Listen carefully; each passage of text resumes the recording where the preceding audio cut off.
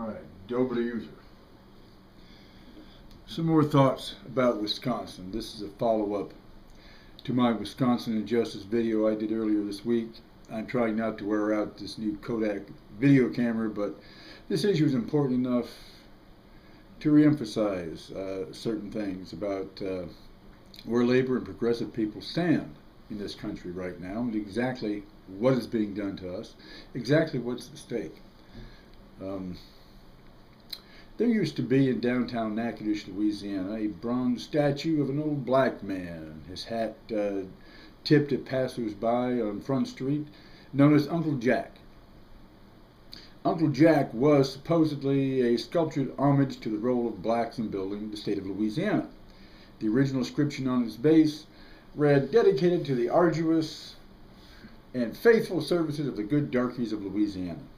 Although it was one of the very few monuments dedicated to black people at the time, and it was seen as progressive for that reason, it was easy to see in the nature construction of the statue, in Uncle Jack tipping his bronze hat, who was bowing to whom.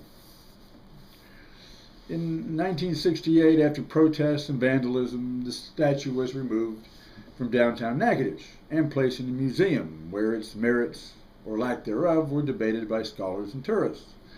The patronizing society and values the statue represented were likewise considered museum pieces. But old times are not forgotten quite so easily. Our situation is strongly parallel to what was done to American blacks a century ago, without so far the use and threats of violence. The freedoms, rights, and protections that blacks had won after the U.S. Civil War were systematically stripped away by reactionary so-called Redeemer governments, state legislatures in the southern states, and they were allowed to do so by a complacent federal government, Republican-dominated for the most part, but allegedly friends and allies of southern blacks. The crowning insult came when Louisiana state law mandating separate seating on public transportation was upheld by the U.S. Supreme Court in 1896 in Plessy versus Ferguson. For the next 20 years came an avalanche of legal restrictions, separation in all public facilities down to water fountains, separate schools, purging from the voting rosters by contrived qualifications and bogus registrars, along with the poll tax, having to pay for the right to vote. Viciously exploitative plantation labor practices, with the boss man consistently upheld in every dispute, all backed by a viciously militant legal system whose main function was to impose social terror and subjection.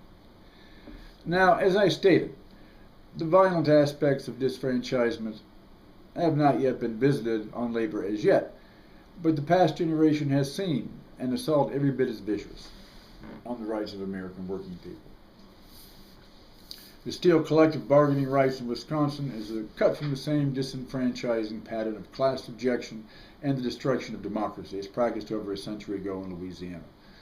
It is not for nothing that among the enemies of the Wisconsin movement and patrons of Fox News are found Southern revisionists, so-called secessionists like the governor of Texas, states' rights advocates, those who defy and defame the federal government precisely because of the protections it can offer the working people and the poor, then take it over as their personal tool of reactionary class warfare. They want to defeat every bit of meaningful democracy in the U.S., just as the black freedman was stripped of any meaningful equality under the law, any protection of his rights and personhood. Under the corporate plantation regime now being crafted together at the state and federal level, you will have no rights that a CEO is obliged to respect. So far, as I said, no overt violence has been proposed or attempted, but a look back at labor struggles of the past century and a half should warn you that just as these people want to drag society back to the 1890s, the use of violent methods of population control are a latent threat. Proof of this is how, after 9/11 and the Patriot Act, the charge of terrorism is being thrown around for every kind of civil offense. Whether it's armed robbery or a student bullying another over lunch money or Julian Assange revealing government deceit via WikiLeaks, it's all politicized under a catch-all cliche. Before long, the Wisconsin demonstrators, if they prove any kind of coherent discomfort to those in power, will be denounced as terrorists, first on Fox News, then the state legislatures and in Congress, and all the violent restrictions of a plantation, a company town, will come into play to reduce you to a cringing serf, hat in hand, begging the boss man's permission to breathe out loud.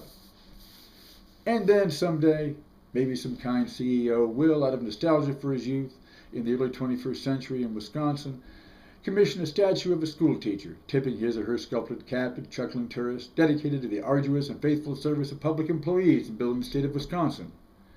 As long as they kept their place, their mouths as quiet as bronze lips, and their hats off.